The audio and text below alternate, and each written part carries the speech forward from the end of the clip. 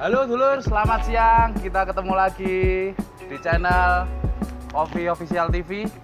Sekarang hari Kamis tanggal 1 Oktober. Itu hari apa dulur-dulur? Lah, itu harinya orang kopi dulur-dulur. Sekarang kita baru memperingati Hari Kopi Sedunia, bertepatan tanggal 1 Oktober. Lah, hari ini kita Coffee Official TV dapat undangan untuk mampir ke tempatnya teman saya yang daerahnya itu enak banget, di daerah Ampel Boyolali. Kita bakal ngopi bareng dengan teman-teman pecinta kopi.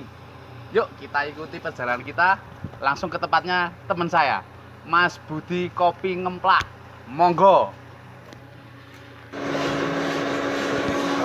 Kula nuwun Mas Budi.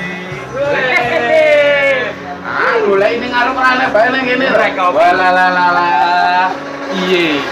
Ada iki ulang tahun loh iki. Ya. Selamat Hari International Coffee Day. Oke, sukses untuk semua pengusaha kopi, semua yang bergerak di bidang kopi.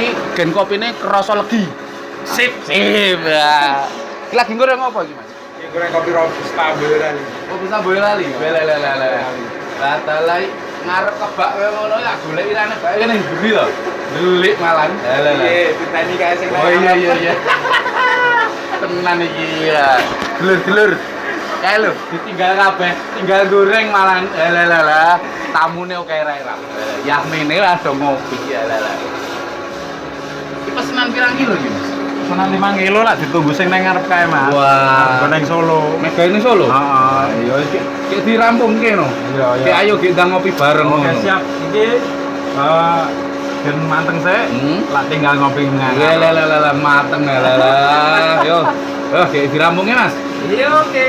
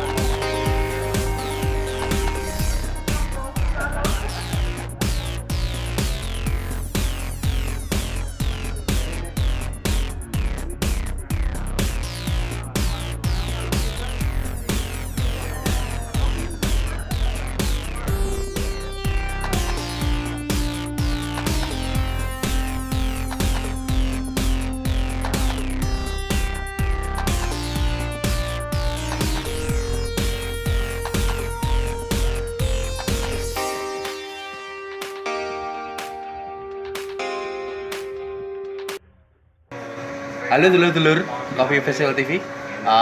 Kita hari ini merayakan International Coffee Day, teman-teman. Lah, kopi itu semuanya berawal dari petani. Apa sih yang diharapkan petani? Apa sih keluh kesahnya petani? Kita itu sebagai penikmat kopi itu kadang kita nggak tahu apa yang petani rasakan selama mereka menanam sampai memanen sampai memproses. Kita nggak tahu. Lah ini ada teman kita namanya Mas Budi dari Ampel Boyolali. Beliau seorang petani, beliau juga seorang prosesor kopi di wilayah Ampel Boyolali. Kita tanya-tanya yuk, opo sih sing diharapke teman-teman petani sini di tahun yang akan datang apa aja? Monggo kita tanyakan langsung pada beliau. Mas Budi. Nggih, Mas. Pripun niki Mas Budi? Di tahun ini, tahun 2020 ini pripun Mas panenanipun? Nek mriki Mas, nek mriki niku panenanipun lagi mulai panen. Jadi belum pasca panen. Belum pasca panen? Ya, belum pasca panen. Jadi mungkin ya pasca panennya sekitaran 20-an hari. 20-an hari lagi. Hari untuk pasca panen. Kalau dari tahun 2019 sampai 2020 ini kira-kira Mas, itu ada peningkatan nggak? Malah ini kalau yang untuk 2019 sama untuk panenan yang sekarang ini mungkin hampir sama. Hampir sama. Hampir sama karena kemarin itu pas bunga itu nggak dapat hujan. Nggak dapat hujan. Ya. Jadi sama seperti tahun 2019, ya, hampir sama. Ya. Dan terus untuk sebenarnya Mas, kan jenengan bawa kopi wilayah sini Boyolali. Ya. Penikmatnya Mas, orang yang mencari kopi single origin wilayah Boyolali itu kayak gimana Mas marketnya di sini?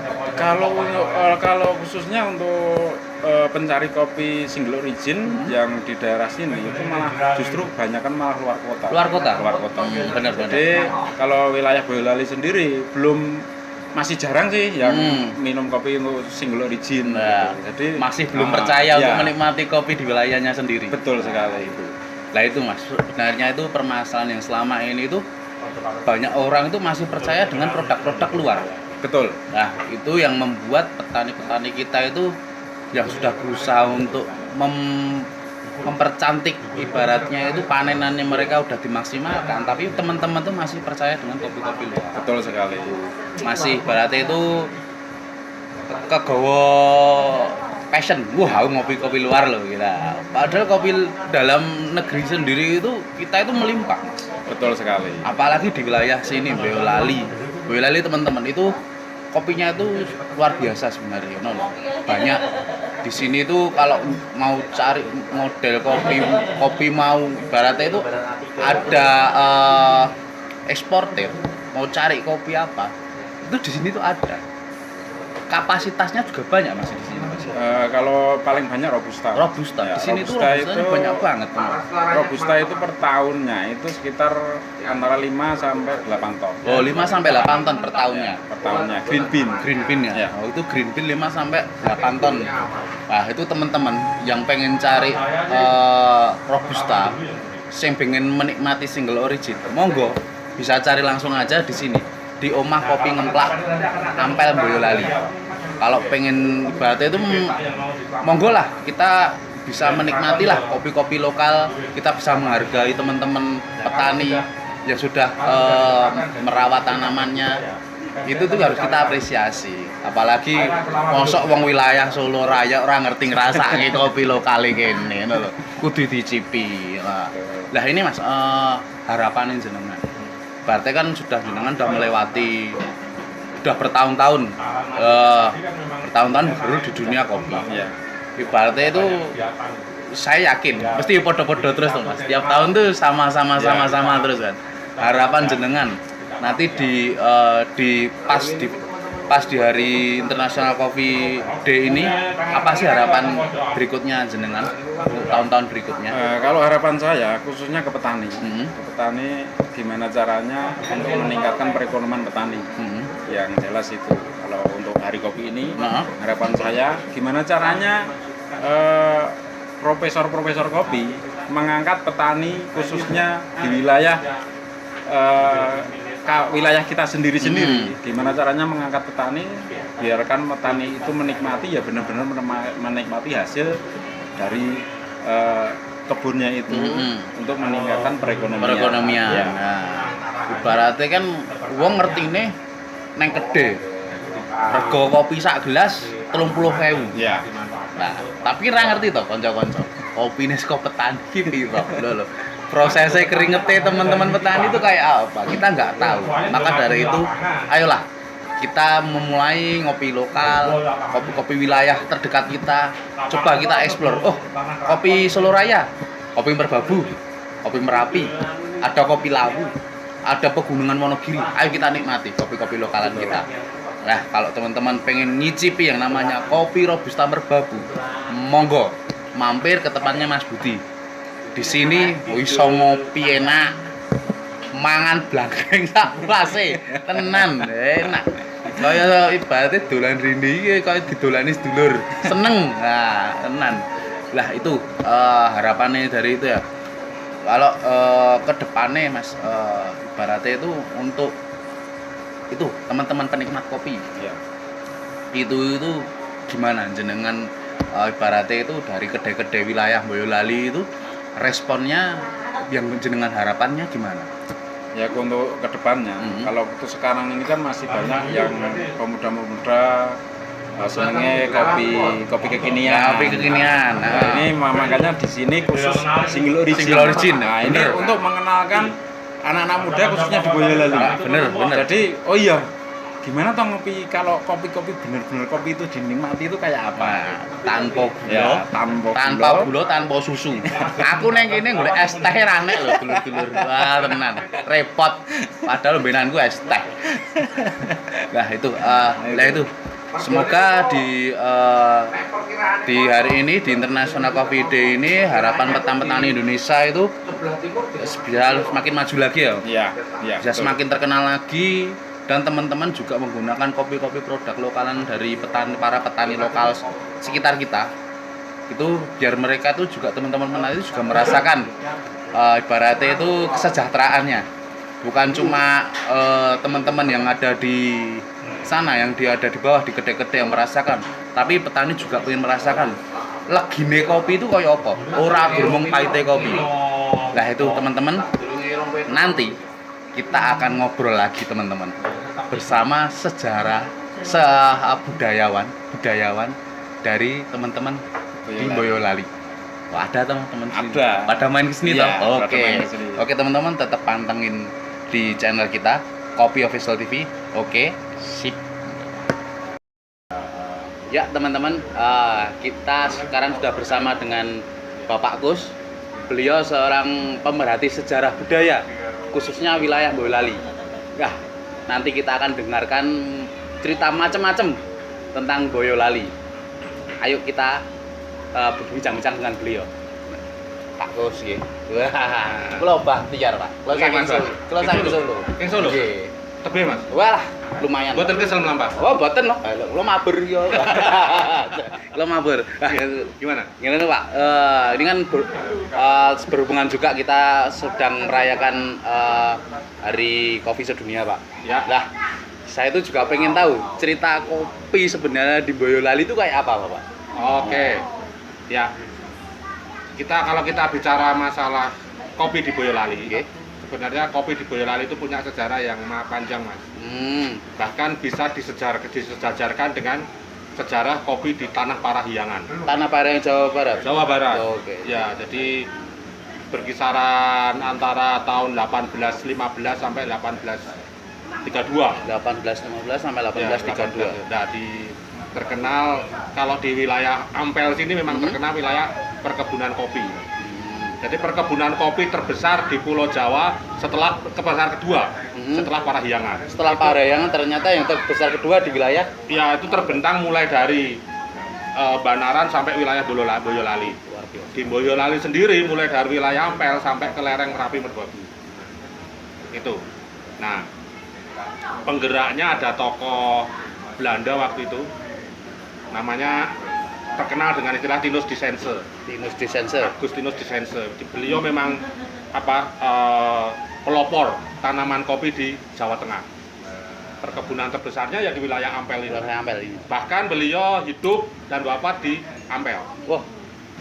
Gitu. Jadi beliau itu sampai akhir hayatnya itu di sini, di Pak? Ampel. Di Ampel. Di Ampel. Luar biasa memang. Jadi kalau kita bicara masalah kopi Boyolali ya di sini.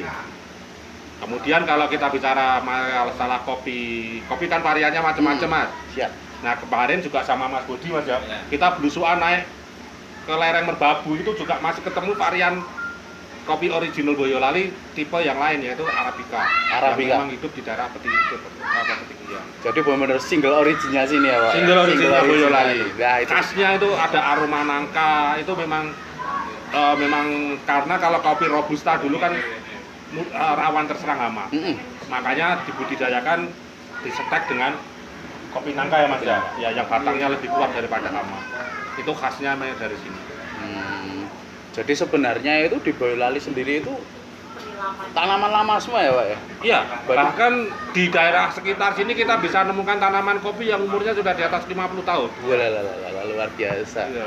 Kemarin juga sama Mas Budi, pohonnya besar banget itu. Iya, Umur itu. berapa tahun itu Mas? Itu umur sekitaran 70 tahun. 70 tahun. Tanaman-tanaman Ya, lama iya. semua ya Pak ya? Dan itu cherry basahnya dapat 80 kilo. 81 pohon. Satu pohon. Luar biasa. Nah, dan masyarakat di sini itu masih mempertahankan pola tanam tinggalan di sense, Mas. Makanya kita bisa berani bilang kopi Boyolali single origin ya dari sini. Sejarahnya teramat panjang.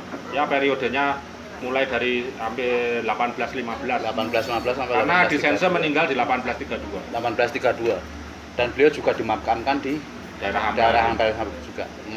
Teman-teman nggak tahu toh, ternyata di wilayah Ampel itu di sini itu tanaman perkebunan terbesar kedua, ya Pak ya. Ya, setelah Parahyangan Jawa Barat. Kita semuanya nggak tahu loh kalau di sini itu terbentang luas dari wilayah Banaran sampai ke wilayah Boyolali. Nah, untuk ini sendiri Pak, kopi di mata budayawan itu kayak apa Pak? Ya. Nah itu ya, yang ngasih kan lah. Kalau kita punya istilah Mas, Nah. kita punya istilah antara kopi, senja, dan gunung merbabu. Wah, iki. Jadi Iki anak senja Pak ya. Iya, kopi, senja, dan gunung merbabu. Wah. Jadi kita sering teman-teman ini budayawan ini kan ada ya suka menelusuri tempat-tempat bersejarah, tinggalan-tinggalan sejarah, mulai dari periode Mataram kuno, waktu candi-candi sing ora cetha kae Mas. Nang kono leren mesti ngopi Mas. Wah, Nah, biasa nih pas ngopi kuwi pas matahari hampir terbenam Hampir gitu. terbenam. Iya, jadi menikmati candi sambil ngopi di kala senja. Wah, di kala senja. Backgroundnya gunung merbabu. Cocok banget, Mbak. Cocok tenan iku. Jos ra. Jos. Itu.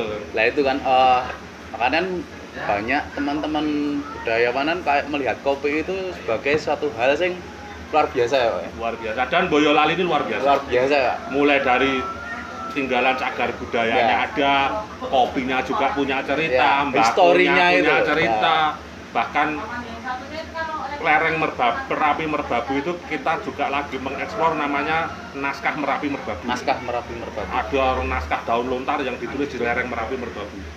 Sebagian besar di wilayah Boyolali. Jos ra. Jos tenang. Ya, saya tuh nggak sampai mikir kayak gitu lah. Kita tahunya ya kopi ditanam sama petani proses langsung masuk ke teman-teman roastery, digoreng, dinikmati teman-teman di kedai, diseduhkan. Nah, ternyata kan historinya masih panjang banget. Iya. Historinya masih panjang sekali. Nah, yang tahu kan ya teman-teman pemerhati budayawan. Kalau sebagai kita anak muda mungkin kita kurang memperhatikan itu, Pak. Nah, itu teman-teman sebenarnya tuh ini asik sekali kalau kita ngobrol tentang budaya kopi terus tentang budaya itu nggak mungkin singkat ya Pak ya. Wah. Panjang banget ya Pak ya. Iya, rong dino rong bengi Mas, entek kayak kopi. Nah, mboten apa Mas Budi kopine sehat. Tenang apa. Lah, itu teman-teman ibaratnya tuh kita di Boyolali ini sendiri punya historinya ternyata itu panjang sekali. Banyak orang yang nggak tahu tentang histori yang ada di kopi yang ada di wilayah Boyolali. Ini teman-teman dari budayawan ada perkumpulannya nggak Pak? Oh iya, kita tergabung di dalam grup namanya Mbok Jolali. Mbok Jolali. Ya, Nah, ini sesepuh-sesepuhnya Mbok oh, Jolali. Mbok Jolali ya. Ya.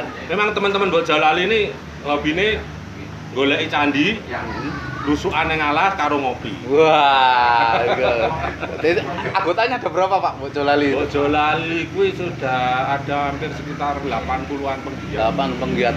Banyak Mas, hobi kopi enek, hobi kijing londo enek, Mistik. hobi nenggon wingit-wingit enek.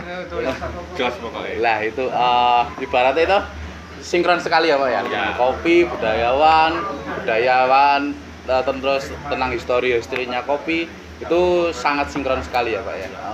Terus teman-teman ibaratnya kalau teman-teman pengen tanya lebih lanjut tentang budaya, tentang peninggalan-peninggalan zaman dahulu, langsung aja main ke tempatnya Pak Gus. Jenengan ada markasnya, Pak? Wah, kita itu punya acara kemisan di sini, Mas. Kemisan di sini. Wah, ternyata langsung ke sini aja, teman-teman. Kita kemis celuk-celuk nang grup mesti itu. Wah, cocok. Jangan lupa teman-teman kalau pengen ngopi sambil ngrungokke histori nih kene. Lah, ya ono mistike, ya ono komplit ya, Pak ya? Komplit. Komplit banget. Nglenik ya. Langsung aja main ke tempatnya Mas Budi. Lokasinya ada di tempatnya Mas Budi ini ada di Omah Kopi Ngemplak. Disingkat Om Koplak. Wah, itu ada di Desa Ngemplak, Banyuanyar, Ampel, Boyolali. Lah, buka terus loh, Mas. Buka terus. Oh, siap. Wong bengi didodok dibuka, Mas. Kanca-kanca budayaan tuh wah pengen ngopi nih bengi dodok, Mas. Ini cocok sing kanca-kanca rasa turu dolani Mas Budi. Ngancone nganti esuk. Lah, ini martunun sekali Pak Gus atas informasinya, tambahan ilmu bagi kita, bagi teman-teman teman-teman komunitas dan teman-teman Kopi Official TV bisa tahu historinya. Nanti kita kapan-kapan akan lanjut lagi, Pak. Ya. Cerita yang lebih wah luar biasa lah. Wah, nah, itu cocok itu. Iso suwe ini. Nah, itu saya martunun sekali, Pak. Gus, nanti kita coba-coba lagi. Nah, teman-teman, nanti kita lanjut lagi, teman-teman. Ngobrol bersama teman-teman budayawan dan jangan lupa tetap stay di channel kita dan ajak teman-teman jangan lupa subscribe, like dan apa Mas biasanya Lonceng. wah loncengnya di celing. Nah, gen ngerti info-info baru kita, update-update kita, teman-teman bisa mengikuti juga. Tetap stay di channel ini, jaga kesehatan, yang penting tetap bisa ngopi sehat. Lanjut.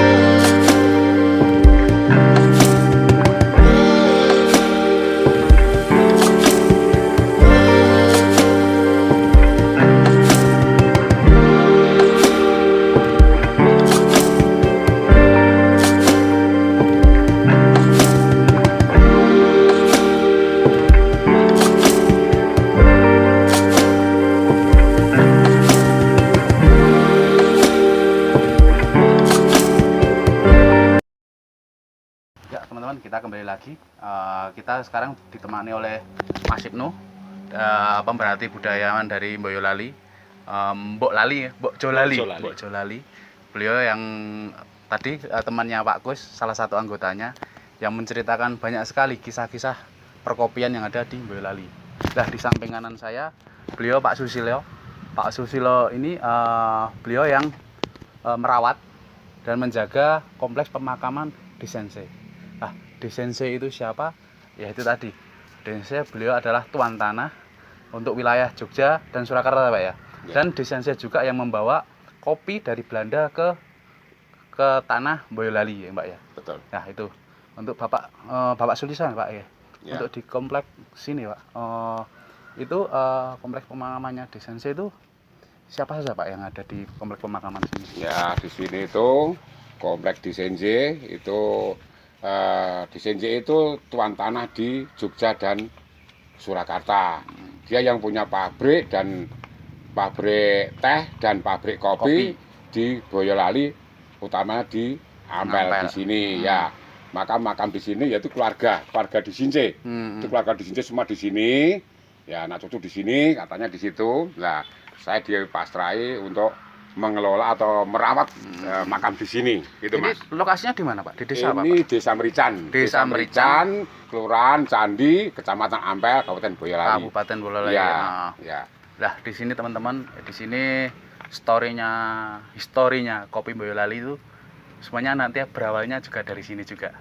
Yang membawa beliau di Sensei yang membawa kopi dari Belanda ke Indonesia. Betul. Ya. Ya. Nanti kita bisa lihat ke kompleksnya Bisa, Bapak? bisa Mas, bisa masuk sana, Oke, bisa monggo teman-teman. Ya. Ya, di sini ini juga waktu dulunya itu juga punya pesanggeran Mas. Pesanggerannya besar sekali, tapi sekarang udah nggak ada, itu di Desa Candi. Di Desa Candi. Ya, di Desa Candi ada, dulu ada pesanggeran bagus tuh ada. Memang itu beteng itu di rumah di Senje itu ada. Dulu pertamanya itu sejarahnya itu pintu masuk dari sana. Ya, itu ada pintu gerbang di sana Pintu ya. utamanya masuk. Pintu utama sana ya. Tapi sekarang itu udah nggak ada, udah ada penghuninya. Terus rumah apa itu? Rumah gerbang, rumah penghuni apa itu rumah yang di Candi, rumah di Sinje itu udah nggak ada. Sudah nggak ada. Udah nggak ada, udah di Patilasannya sudah nggak ada. udah nggak ada ya. Ya mas ada tapi sudah ada penghuninya mas Sudah ada sekarang mas. penghuninya. Itu sekarang gimana juga nggak tahu ya. Nah itu terus ini dulu memang nggak terawat. Betul nggak terawat mas. Dan ada yang ngurusi, yang rawat itu orang desa kita. Ya setahun sekali dibersihkan. Itu 2 kali mas bersihkan mas. Tapi nggak maksimal, nggak semaksimal itu. Ini maksimal nggak seperti sekarang sudah dibersihkan. Sudah terawat ya Pak? Sudah terawat sekarang mas. Mau ada pertanyaan apa lagi? Mau Untuk pembangunan? makamnya yang di Sensei yang sebelah Di mana? sana mas, Yang sana Pak. sama saya.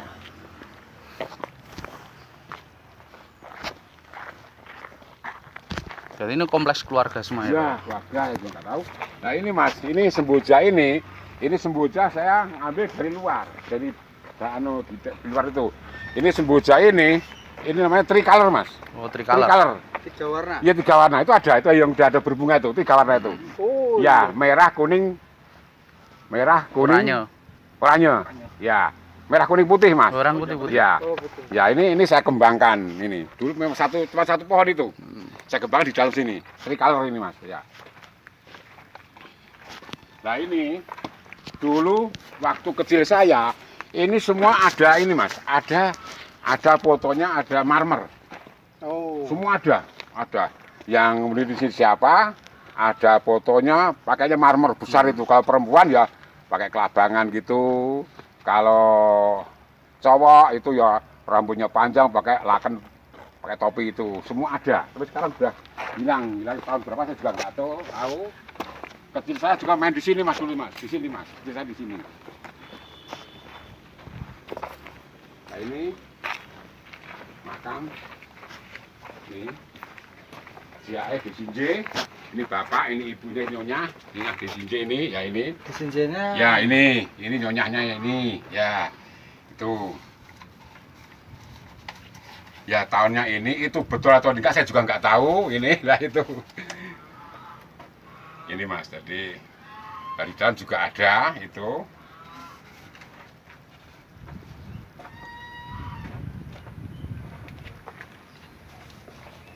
Jadi semua itu ada ini, ada foto-fotonya, ada marmernya, ada. Terus sekarang udah hilang kemana, udah tahun berapa saya juga nggak tahu. Waktu kecil saya tuh SD itu ya main ke sini, udah bersih. Nah, itu udah apa? Tahun kemarin, ya tahun sekarang itu ada salah satu, saya langsung nggak ini, Monggo. Ya. pemakaran ini. Nah ini ada salah satu keluarga itu yang namanya Pak Bambang Pranolo, itu katanya ahli waris dari Trah Desinje, itu cucu keberapa saya juga nggak tahu. Dia yang menyarinya sudah 1 tahun mas, 1 tahun lebih dia nyari sampai ketemu, terus sampai diambil ini tanda pas menuju ke rumah saya, yaitu nah, dia tahu, dia juga heran mas. Jadi rumah itu nggak kelihatan dulu, nggak kelihatan tuh semua rumput ini ternyata nggak kelihatan nih mas. Semua rumput semua, pohon-pohon semua, teman juga ada. Ini masnya juga tahu ini. Lah, yang mana Pak Bambang Pranolo itu kira sama saya, udah Pak Sus, ini tolong dibersihkan, dipagar keliling, yang penting makam di dalam semua, khususnya di daerah ini semua masuk. Lah tolong bersihkan dan di pagar keliling. Habis biaya berapa saya terserah Pak Sus saja. Lah saya di Pasrai ini itu mulai saya bangunan itu tanggal 21 April 2020. 20. Iya, ya ini. Oh, baru Ya, tahun 2000. Iya, Oh, ini tahun ini. Nah, selesai itu 26 berapa itu? Agustus. Itu ya. Itu. Jadi saya dibiayai Pak Prolor semua, Pak Bambang itu, saya dibersihkan. Saya juga izin dari ke Dinas Kebudayaan, terus Dinas BPJB juga ke sini semua. Dan saya juga minta petunjuk, dikasih petunjuk. Yang penting luarnya bersih semua, dalamnya bersih semua. Nah ini rencana tuh mau saya pugar lagi makam-makamnya, tapi dari BPJB tidak boleh. Nah itu harus ada Kajian. Ya pengajian dulu, ya itu. Pengajian. Nah, pengajian. Nah sampai sekarang yang penting di sini bersih dulu Mas. Nah rencananya nanti kalau sudah ada hujan, ini dari Pak Bambangnya, ini suruh ngasih rumput, tanam rumput Jepang itu. Jadi biar nggak debu, dan tumbuh-tumbuhan yang liar itu bisa hilang gitu. Jadi itu Mas. Jadi asal usulnya ini dipugar, diperbaiki itu. Ya. Nah kebetulan saya juga sebagai warga di sini juga, dan saya juga dipasrai untuk merawat di sini, merawat di makam ini. Itu ya, itu Mas. Martulun sangat Pak, Ya. Susilo, Ya. infonya tadi, Ya. dan udah berkenan kita teman-teman boleh masuk ke sini Pak. Ya, Kita ya, udah Mas. makasih Ya. sekali Iya, Bapak. ya, ya. Semoga yang jenengan sampaikan tadi juga bermanfaat bagi teman-teman juga. Amin. Ya, Biar ya, Mas. teman-teman Ya, ya. tahu sejarahnya Boyolali itu kayak apa. Ya. Tadi di sini kita sudah menemukan makamnya Bupati pertamanya Ya, Boyolali, ya. dan di sini juga ada makamnya di Sensei. Ya, Tuan tanahnya di wilayah Yogyakarta dan Surakarta. Dan beliau Ya. juga yang membawa kopi dari Belanda ke wilayah Indonesia. sini. Ya, itu. Kopi dan teh, Mas. Teh, ya, Pak. Ya. Juga itu yang punya pabrik gula, Mas. Pabrik gula. Ya, pabrik gula di Jawa. Hmm. Ya, soalnya apa? Itu Pak Bambang itu juga udah pernah merehab rumah dinas pabrik gula di mana itu? Klaten atau gimana tuh? Gudang. Ya, Gundang. Ya, itu juga merehab rumah itu. Dari Pak ya udah monggo dimanfaatkan monggo. Dia akan memiliki tidak. Ya. Cuma dia kasihan sebagai sebagai terahnya di Sinje, merasa tanggung jawab. Nah itu dia tidak akan memiliki, tidak akan mau untuk bisnis, tidak. Itu ya udah selesai sampai sekarang. Ya namanya Pak Bambang itu belum datang Mas. Itu belum datang. Sekali datang sih udah uang transfer sampai sekarang dia belum bisa datang. Di bapaknya di Boyolali, di Bali sekarang. Di Bali. Ya udah selesai Pak Dus, terima kasih sama saya itu, terima kasih. Tolong dirawat yang baik. Kalau ada apa-apa nanti bilang. Itu Pak Bambang Pranolo. Ya. Pak Bambang Pranolo itu yang punya pabrik kutus-kutus Mas, minyak kutus-kutus. Ya, mungkin tahu itu. Ya, itu minyak kutus-kutus. Ya, itu Pak Bambang itu. Ya mudah-mudahan Pak Bambang ini bisa melihat YouTube ini lah, dia lebih senang. Ya, itu Mas. Ya, makasih sekali ya, Pak. Ya, sami-sami. Teman-teman, saya sekarang sudah bersama Mas Ibnu. Beliau salah satu anggota komunitas dari pemerhati budaya Boyolali. Lah, saya pengen tahu Mas Ibnu. Ya. Desensei itu siapa? Oke, Desensei itu warga Ampel sini, itu kenalnya itu Tinus. Bahkan sejak Desensei itu berada di Ampel itu sudah terkenalnya itu Tinus. Karena kenapa kok bisa dipanggil Tinus? Nah, Desensei ini sebenarnya orang Eropa, tapi beliau adalah kelahiran dari Jepara, Jawa Tengah. Nah, Desensei atau Tinus itu memiliki orang tua. Kebetulan namanya adalah Jan August Caspar. Itu beliau kelahiran dari Jepara, meskipun ada nama Belandanya. Nah, Desensei ini sebenarnya datang ke Indonesia atau ke daerah wilayah Jawa ini sebenarnya bukan untuk bisnis, tapi cenderung untuk menjadi pengawal dari keraton. Keraton Surakarta ya. Ya, betul. Bahkan si Jan August Caspar ini itu sebenarnya petinggi militer, bukan orang pebisnis. Wah. Dan juga dari pemerintah kerajaan Belanda sendiri, keluarga Jan August Caspar itu mendapat Ordo Singa Belanda. Nah, Ordo Singa Belanda ini bukan apa ya, kayak penghargaan, tapi lisens. Kalau sekarang gelar militer itu dari pihak kerajaan Belanda sebagai dedikasinya Jan August Caspar Selama mengcover cover itu. keluarga keraton. Nah, kenapa DCNC bisa sampai ke Ampel ini? Itu ceritanya juga cukup panjang. DCNC itu pertama kali sebelum berada di Ampel menikah 2 kali. Pertama dengan Dorothea Bodi. Dorothea Bodi itu keluarga dari Eropa yang tinggal di Surakarta. Bahkan pemakamannya pun dari ayah, ibu, kemudian Dorothea Bodi itu berada di Ampel semua. Diambil semua. Berarti memang diambil semua. Ya, nah, tapi ada juga sebagian yang ada di Solo, Di tepatnya Surakarta. Pasar Kliwon. Oh, Pasar Kliwon, Ya. nggih. Nah, setelah setelah pernikahan DCNC dan Dorothea Bodi itu terjadi, DCNC mendirikan rumah pertama kalinya itu adalah Loji Gandrung. Loji Gandrung Surakarta. Iya, Ya. rumah dinas wali kota Surakarta itu. Itu sebagai bentuk kasih sayang dan juga tinggalnya pertama kali DCNC itu di situ. Di situ, di Loji Gandrung itu. Ya. Nah, setelah Dorothea Bodi ini meninggal sekitaran 1820-an, itu Dorothea menikah lagi dengan Raden Ayu Condrokusumo. Raden Ayu Condrokusumo itu siapa? Anak dari Sinuhun Pakubono VI, Keraton Surakarta. Keraton Surakarta. Ya. Bahkan saya juga menemukan literaturnya itu pernikahannya itu bukan hanya sederhana, tapi itu besar-besaran. Dan itu ada di Surakarta. Ada di Surakarta. Ya, setelah beliau menikah kembali, beliau belum menempati sini. Masih di Masih Surakarta. di Surakarta. Nah, setelah berjalannya waktu, kemudian DCNC ini tahu bahwa sebenarnya di sini itu adalah kawasan Tanah Lungguh. Tanah Lungguh itu adalah tanah bebas pajak.